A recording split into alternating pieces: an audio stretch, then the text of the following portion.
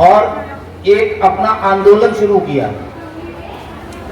उस आंदोलन में सारे भारतीय थे,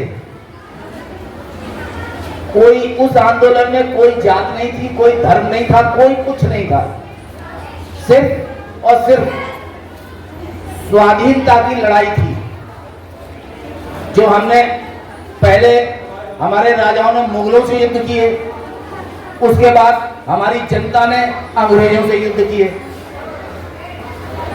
उसमें सबसे बड़ा योगदान उन लोगों का रहा जिन्होंने आजादी को पाने के लिए, हम लोगों को आजाद रखने के लिए अपनी जान की कुर्बानियां दे दी। कई लोग तो अंग्रेजों की गोलियों से मारे गए, कई लोग फांसी दी गई, कई लोगों को सजाए मौत दी गई, काला पानी दिया गया, तरह तरह की प्रताड़ना दी गई।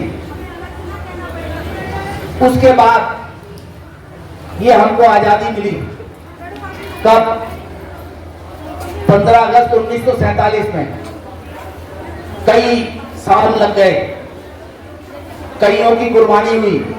देखिए हमारे जिले में अशफाकुल्लाह, राम प्रसाद बिस्मिल, रोशन सिंह, ये भी शहीद हुए, उसी आंदोलन में शामिल थे।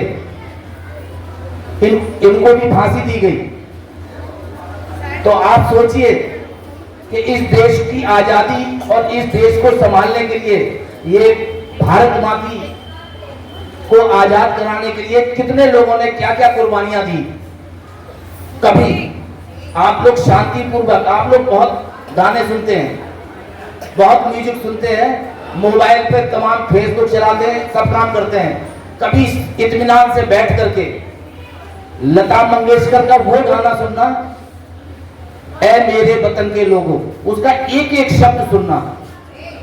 अगर वास्तव में आप भारतीय हैं, आप हिंदुस्तान हैं, हिंदुस्तानी हैं, तो आपके अंदर का खून खौल जाएगा उस गाने को सुनकर, आपका खून खौलने लगेगा। उस गाने को आप सुनिए तो ध्यान से। लेकिन आप लोगों को किसको गाने अच्छे लगते हैं? हनी सिंह के, क्या समझे, तमाम लोगों के आपको गाने अच्छे लगते हैं, लेकिन आपको ये गाने नहीं अच्छे लगते। लता मंगेशकर का ये गाना सुनकर देखिएगा, ऐ मेरे वतन के लोगों। फिर आप सुनना एक एक लाइन, एक एक लफ्ज, और अपने दिमाग से उन शब्दों को सुनने के बाद इमेजिन कीजिएगा कि हाँ, इस गाने की ये लाइन कहां पर सिद्ध होती है। ध्यान से। हमने उस समय जो आजादी की लड़ाई लड़ी थी, वो किसी जाति या धर्म के लिए नहीं लड़ी थी, हमने सिर्फ देश के लिए लड़ाई लड़ी थी। हम सब एक थे।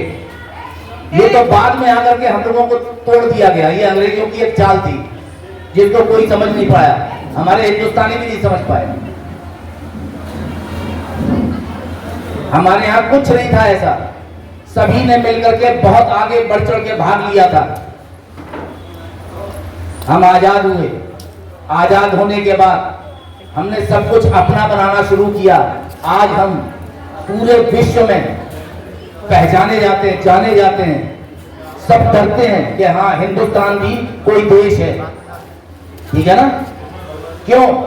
क्योंकि हम उस समय एक थे। अगर हम फिर से एक हो जाएं तो पूरा विश्व कांपने लगेगा। अभी तो डर रहा है, फिर पूरा विश्व कांपने लगेगा।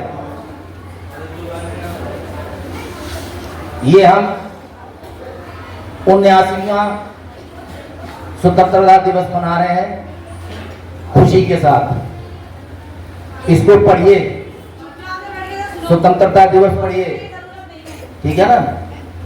और इसमें जितने लोगों ने कुर्बानियां दी हैं उनको पढ़िए। आप लोग तो पढ़ने वाले स्टूडेंट हैं, आप लोग किताबें पढ़िए। घर जाकर के ये गाना जरूर सुनना अपने मोबाइल में, और सुन करके उस पर ध्यान देना।